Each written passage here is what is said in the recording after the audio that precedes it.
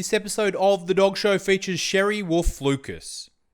Cheri is an internationally recognised canine behaviour specialist and speaker, spreading a message of hope to dog owners struggling with behaviour issues from fear and aggression to fixation and separation anxiety.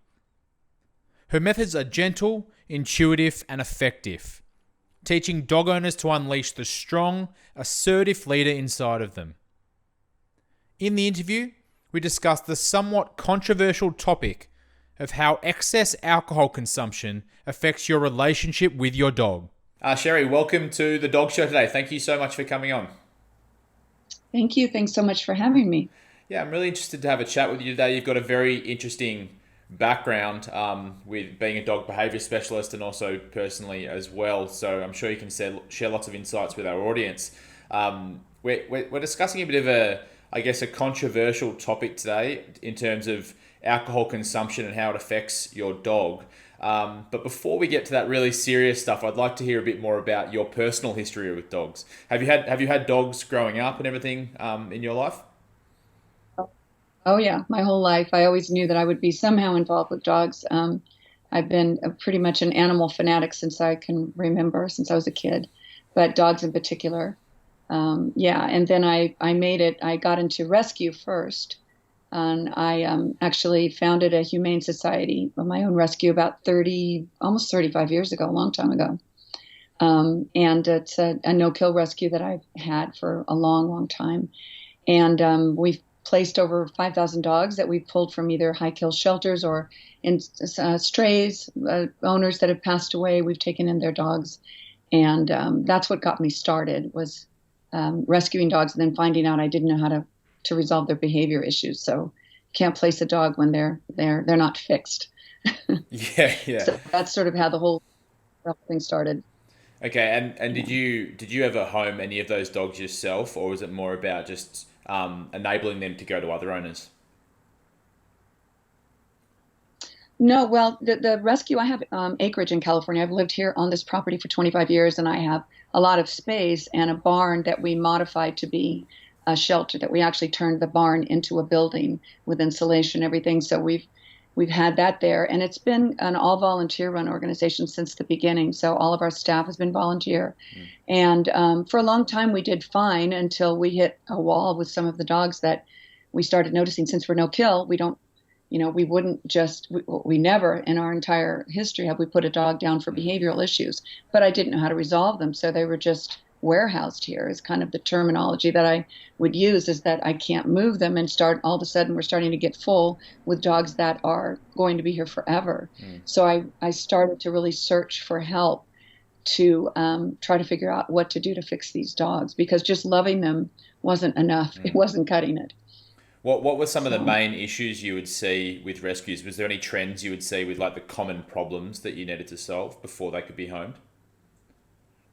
Yeah, I mean, there's a handful there's, of course, what I would always refer to back then as dog aggression.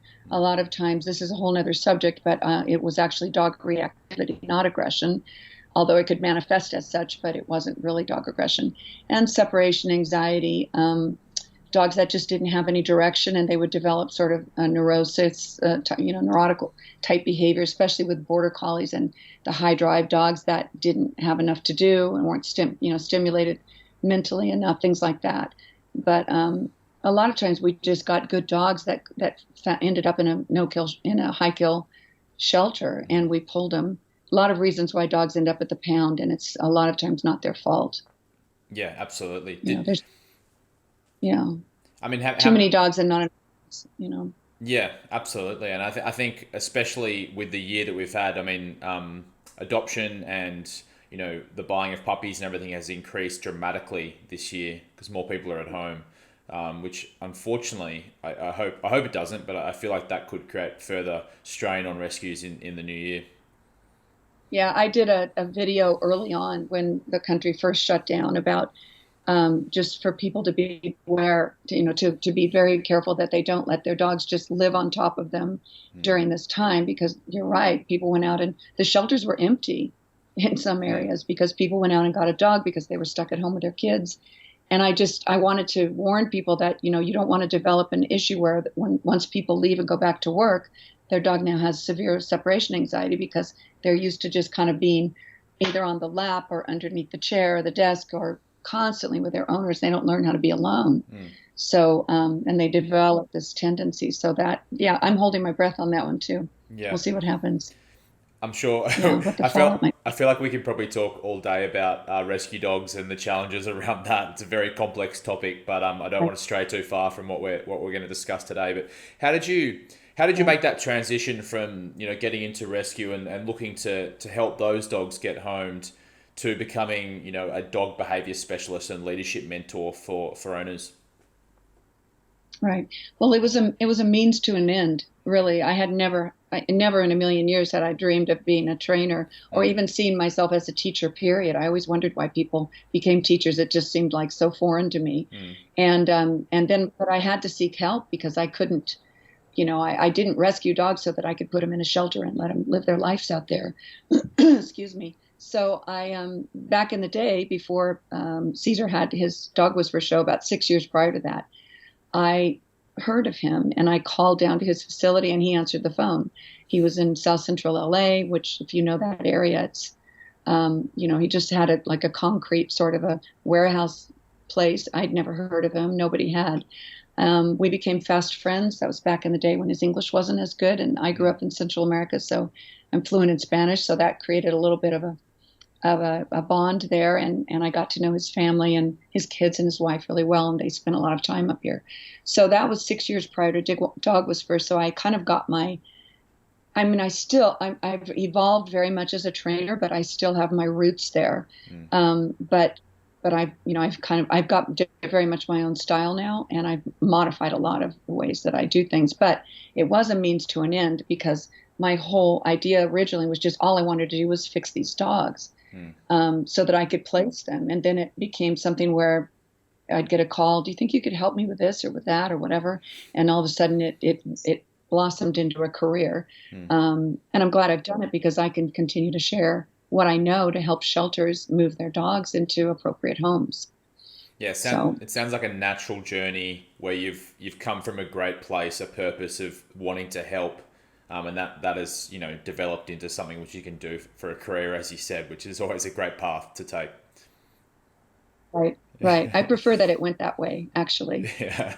That I didn't grow up to be a trainer. I think it's kind of a cool way to get into it, and sort of an accident in a lot of ways. But I'm glad it worked out that way.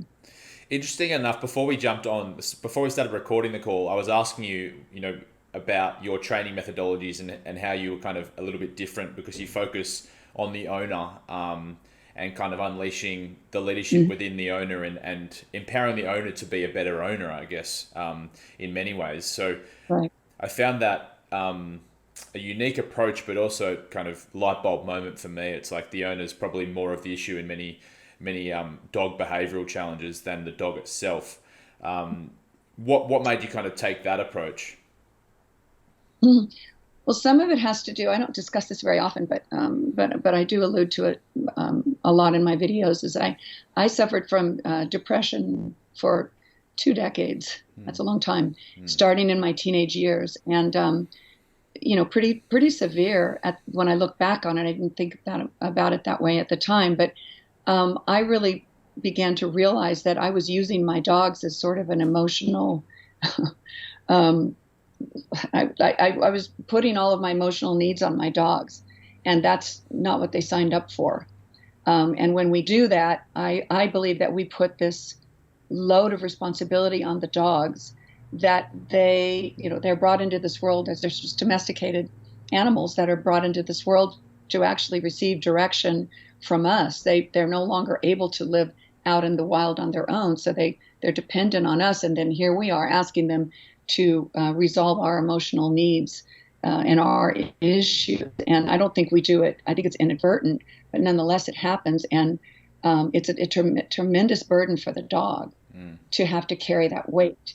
And many of them just collapse under that. They become, one of the typical things that they do is they become really defensive hyper protective of their owners because they sense that their owners need them to step up. They're pack animals, right? So in every pack, there needs to be somebody that's following and somebody that's leading. If they perceive that their owner is not up for the task, then that position inadvertently falls or defaults to the dog, which is not good ever for a dog to have the most powerful position in a home. So I really saw how I needed to find a way out of that. And the dogs were really the catalyst for that because it all went hand in hand that I was having issues with dogs, my own pack, my own group of dogs, as well as the ones at the shelter. And I saw that the only way around that was for me to step up and lead and guide because that's really what dogs want. More than anything, they want us to lead them. It's the most, to me, it's the most important aspect of dog ownership is to give these dogs something that they is to fulfill the dog based on what they need, not what our needs are. Yeah, that's an empowering story, I think, that a lot of people could relate to that have been through hard times mentally or any of that kind of stuff. And the relationship they have with their dog. Most of us don't analyze that relationship as much as what you've done over your life by the sounds of it, to really understand the effect it could be having on the dog. And we might just look at a symptom like, okay, they've got a behavioral issue, there's aggression or anxiety or something like that, but not necessarily reflect on how we may be causing that issue. Yeah, I mean, I didn't either for the longest time. But now it's the first thing that I look for really is I had a client here the other day with their kids and she's having really major issues with this dog, lots and lots of, aggression where he's bitten her children and there's all kinds of problems. And it's not the first question, but it's pretty close to one of the first questions. If I can, I will ask the person if there's anything going on with them at that time. Of course, there's a lot going on with everybody this year. And a lot of people are super stressed, really, really stressed. And they've leaned even harder on their dogs than normal. But that's one of the first things I ask, because if I see someone come in that has anxiety, I'm almost certainly going to see the dog with anxiety, because once again, they can't lean on somebody that's dealing with their own issues to that level. And my clients tend to be women. I think most of us as dog trainers, it's usually the woman who's in the family that seeks the help. Even, family with a husband and kids, it's usually the woman that picks up the phone. Not always. But most of my clients, certainly most of my students, are female. So it was sort of a natural thing. And of course, I'm a woman, so I have a perspective as a woman. And I completely resolved my issues also probably 20 years ago now, to the point that I can barely remember what it's like to be depressed unless I really think about it. So I knew that there was something to that, to resolving our own issues. And it's very empowering once you see how, when you can step up for your dog, how you can fix your dog.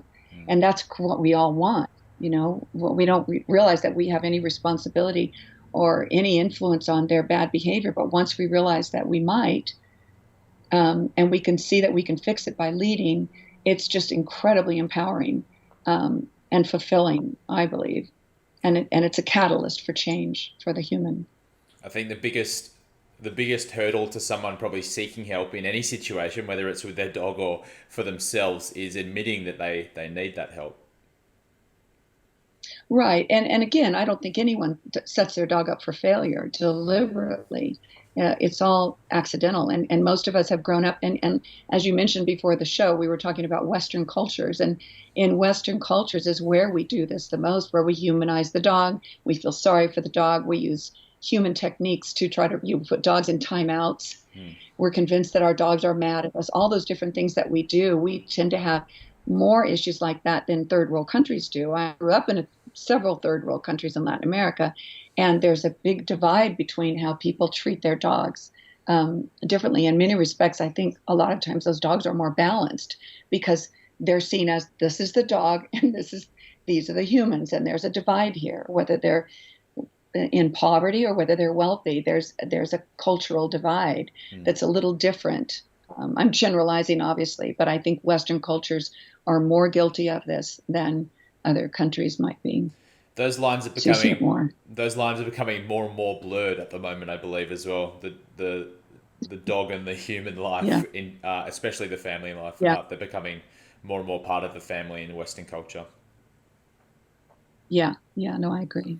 Yeah. So I guess that makes a lot of sense now that you wanted to talk about alcoholism and or excess alcohol consumption, and how it affects a dog, because Mm. you're talking about human behavior and how that's influencing the dog, or if there's something going on in your life and that could relate to the behavior problems for the dog. So yeah, what is it about alcohol consumption specifically that made you kind of want to bring that up as an important topic for people to be aware of?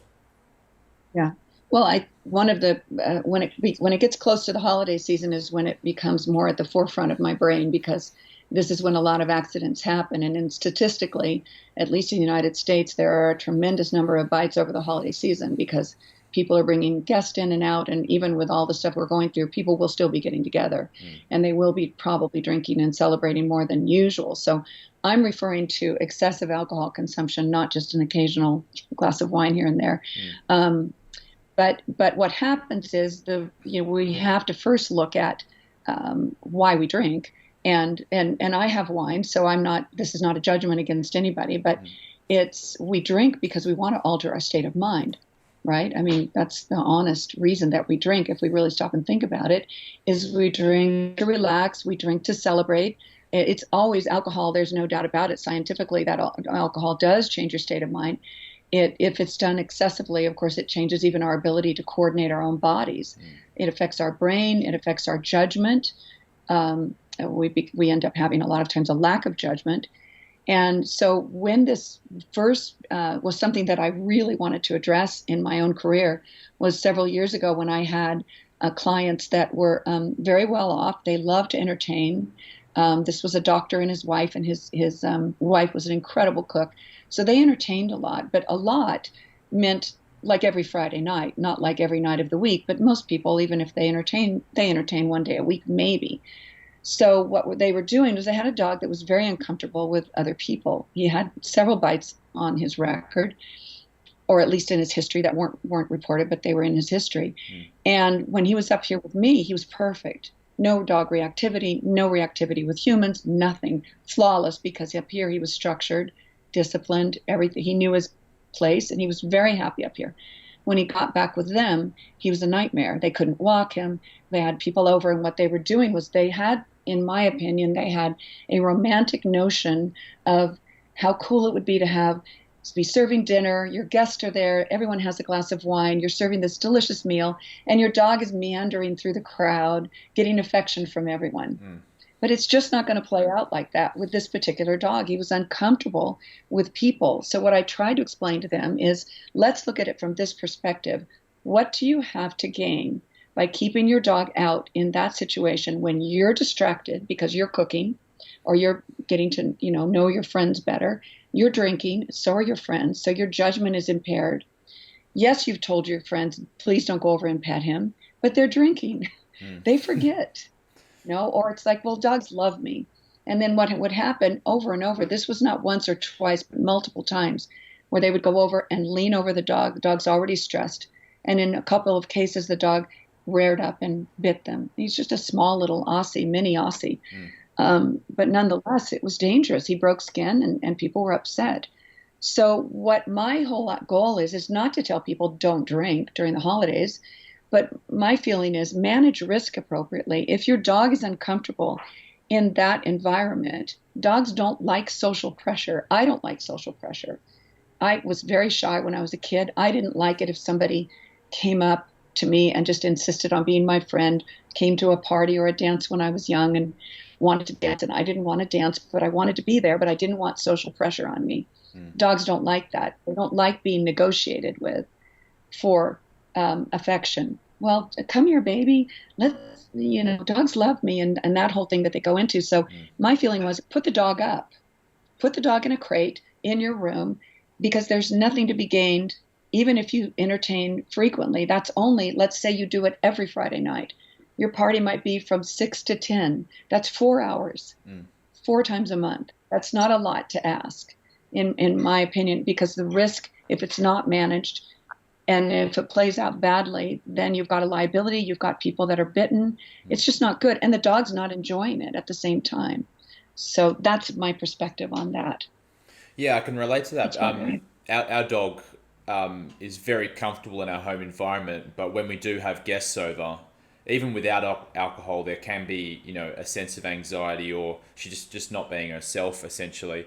I can see how that, and you can see that the stress is building up within the dog when they're put into that environment. I imagine when alcohol is added as well, people, lose their inhibitions a little bit, or, don't quite have the same cognitive ability to understand a situation. So it could add additional stress onto the dog.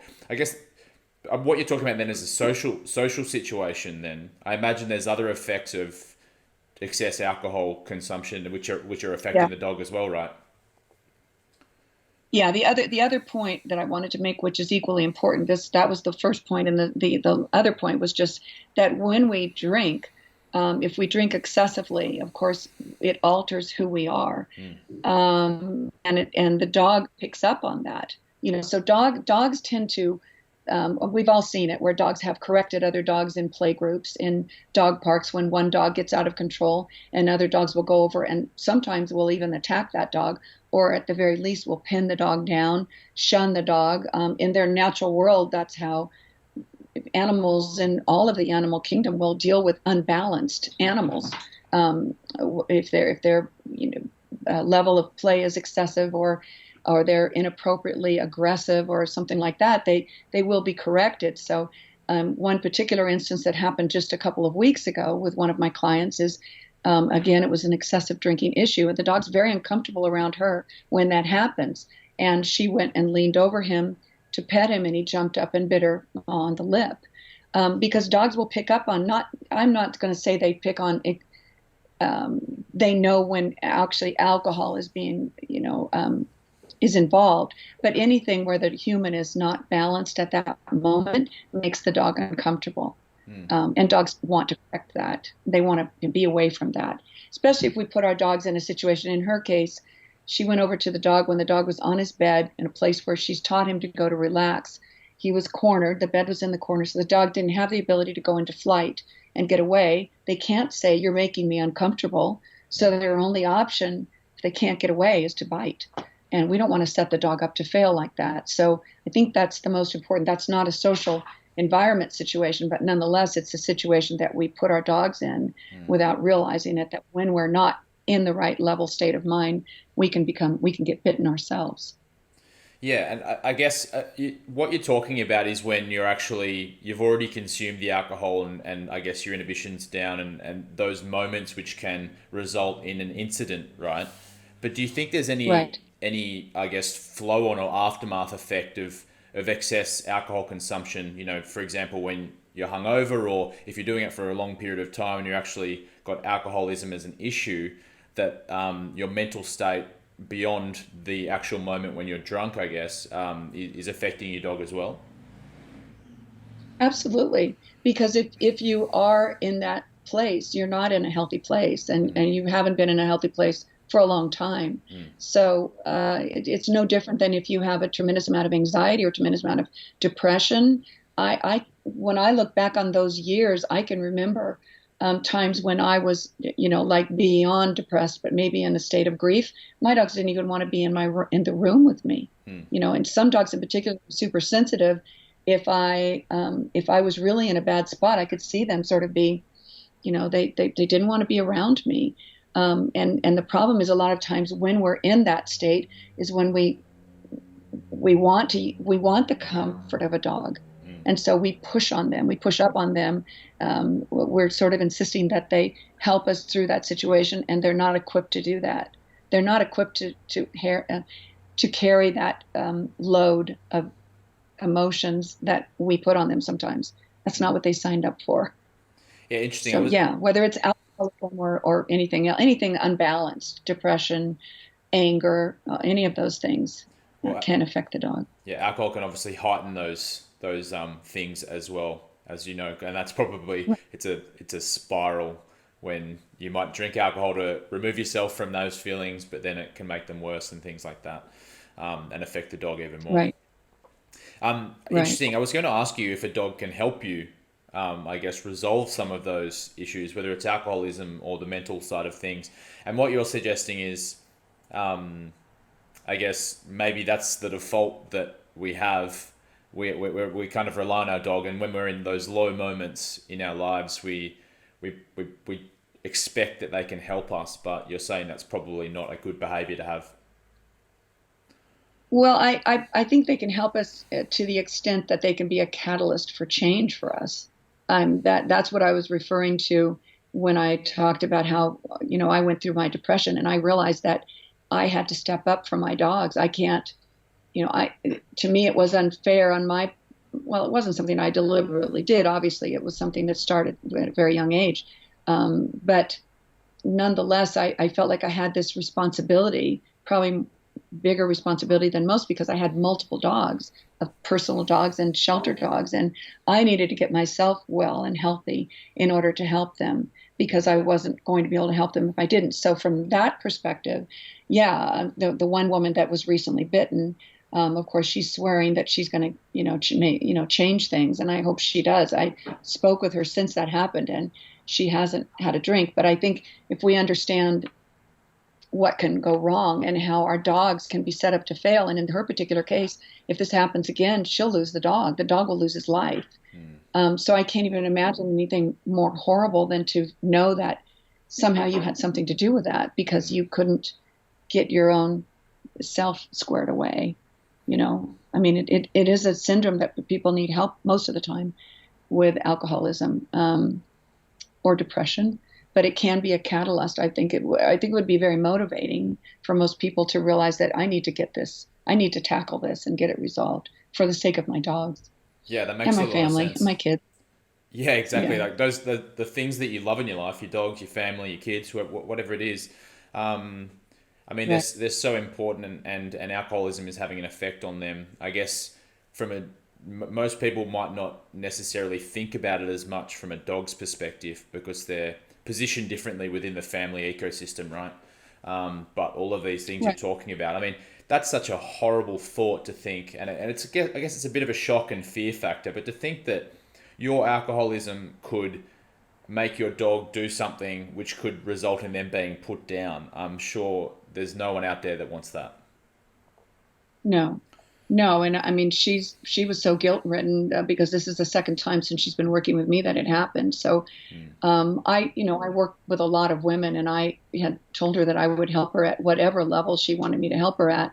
I'm not a therapist, but I certainly am a woman, and you know, I love women. I love to support women, so I would be there for her to help her through as much as I could. But I've always obviously encouraged her, for the sake of her marriage and for the sake of a lot of things, to do what she needs to do to pull through this because she's already expressed to me that she would never get over it if her dog ended up being put down and she had anything to do with it. So yeah, that would be horrible.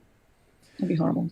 So I guess if I was to summarize what we've spoken about today in terms of alcohol and dogs, there's kind of two sides of it. There's the social aspect, which is, if you're entertaining, having people around your house and your dog's a little bit uncomfortable in those situations, your advice would be to remove them, put them in a crate in another room, or have a space in your house where the dog can go and be while the social event's going on, because it's a short period of time in the scheme of things, and you're kind of removing the chance that anything could go wrong. That's one aspect, and then the other aspect is obviously more ongoing alcoholism and its effect it could have on your dog. And really, from that perspective, what you're recommending is that you need to take leadership, and you need to show leadership to your dog so you can give them the best chance to be their best selves. Absolutely, that's what they're looking for. And again, in Western cultures, we believe that if we just love, love, love, and love, it's going to resolve everything. But it doesn't with people. you No. know it doesn't with people, it doesn't with our kids, it doesn't in our marriages. That if there's someone in the family that is breaking some rules or not behaving appropriately, we don't love them more. That usually doesn't get you anywhere. We try to fix the situation. So I have had people that have tried, and this works, like certainly in my home. I used to cook professionally, so I love to entertain. I haven't done much this year, but if I do have people over, my dogs are so solid on place work that I don't have to worry about it. But if I do have a dog that's uncomfortable, I'll put him up, because to me, I have nothing. There's nothing to be gained by putting that dog in a situation and hoping things turn out well. Yeah. What's there to be gained? Well, then something happens, somebody falls, or it could be anything that could spook the dog. I remember one time years ago, we had an adopt-a-pet, and a little child fell on top of one of our dogs that was there up for adoption, and the dog bit the child. It was an accident, but those things can definitely happen. So I always tell people, what is there to be gained by doing this? Why not just err on the side of caution and take care of set things up so that you're definitely going to succeed and there's no opportunity for failure. It's not a lot of time if you're having a party, a couple of parties here and there. It's not a lot of time to put the dog up. It's just a better way to go. Dog's happier too. As you said, just de-risk the situation. Yeah. Well, Cheri, thank you so much for sharing all of that advice about alcoholism and how it affects your dogs. I think it's a really important topic, and one that people might avoid addressing in their lives, but I'd highly recommend that they take a close look at those situations to avoid anything bad happening, of course, or affecting the dog in the long term. But tell me more about your Wellness Unleashed program as well. I'm sure a lot of people out there, after hearing you talk today, would love to check out what you're doing. Yeah, this is a program that I developed about 5 years ago for women, again, because they're primarily my clients anyway. And I just could see a lot of huge correlation between women that were dealing with their own issues and the fact that they were having issues with their dogs. They leaned on their dogs a lot to try to have their dogs help them get through that. And of course, that exacerbated the issue because it puts more pressure on the dog.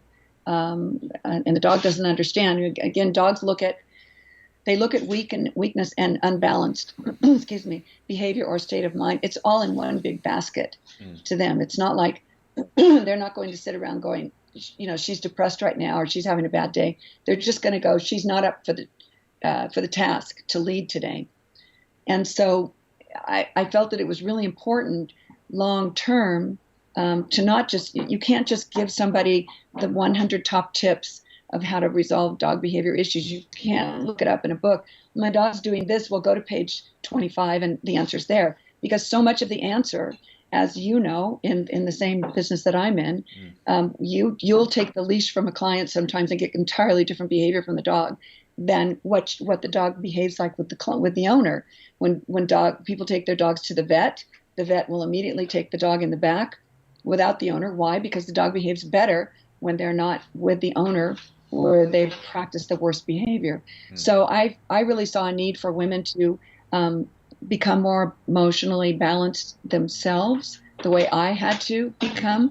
And so what I do in this course is really teach women how to manage their thoughts, because I believe that we suffer the most because of our own thoughts, not for what's actually happening, but what we think is happening, what we think people think of us, not what people actually think of us. I'm just giving you a little tiny tip because we obviously don't have an hour to talk. But basically, when I see women become healthier, it's it just helps them so much. It empowers them. That's such an overused word, but it does empower them, and it is a catalyst for them to change. It makes them feel so good when they can find out that they can influence their dog's behavior in the right way by simply becoming stronger emotionally and psychologically than they have been before. So that's the premise. It's a 3-day workshop, and it's my absolute favorite thing to teach. I guess so. It sounds like it's a holistic approach rather than just looking, as you said, looking at like a tactic here or there about how to fix a behavioral problem, which may be short term. It's more of a holistic approach about, looking at your lifestyle and looking at yourself and how you can affect a dog in a positive way. Right. And all the women, it's a very small class. I only take 8 women at a time, but they bring their dogs with them. So we do like half and half every day. We work on different, thought processes and different, where we just sit down and kind of talk together and work together. And then half the day we're working with the individual dogs. So it's a pretty cool little 3 days for the little family of girls. So that program is a 3-day program where it's done in person, but you also have virtual training and things as well, don't you?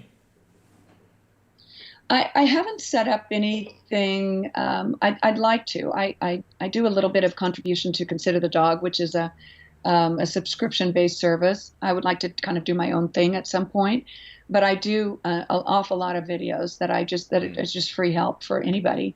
I'm most active on Instagram. I do even training snippets on my stories, and I post a lot of IGTV. I have over 100 training videos on YouTube. So I do a lot of that, and I love subject matter. So if anybody ever contacts me through social media or through my website and has a topic they'd like me to discuss, I love it. That's when I like to teach, when I'm dealing with something specific. Yeah. But someday I'll have a subscription service, hopefully sooner rather than later. Perfect. So Yeah. where's the best place for people to go? Obviously, you mentioned Instagram and YouTube. Yeah. I can hear a dog. I can hear a Somebody's dog in the background. yeah. Right. Oh, They're alerting me that someone's here. Yeah. oh, okay, sure. So you can find all of my programs. I also teach workshops with my training partner Brian. Throughout the year, I have mentorship programs. So I teach Train the Trainers, which is similar to Wellness Unleashed in that it's a small group of 8 trainers, but it's very intense. It's 5 days of just kind of customized training. These are primarily trainers, but I tend to get 2 or 3 out of the 8 students that are there as civilians. They're not actual dog trainers. So all of that's on my website, and my website is CheriWulffLucas.com. Perfect. So that's you'll give everybody that info, but you can get to everywhere, all my social media platforms through there. Great. Yeah, well, I'll share all of that in the show notes and everything. And I think it's added a bit of character that your dog is alerting you in the background at the end of the show. I don't mind if I like that they alert me. I live on 20 acres with two security gates, so I like that they alert me. But I always tell people the dog can alert you, but anything beyond that is nuisance barking. Yeah. So I got it, guys. You got it. Yeah. So, Well, Cheri, thanks so much for coming on the dog show today. I've had a great time. We've addressed some serious issues, but also it's been great to hear your perspectives on dog training and how they can help people. Thank you so much. I really enjoyed it, Will. Take care.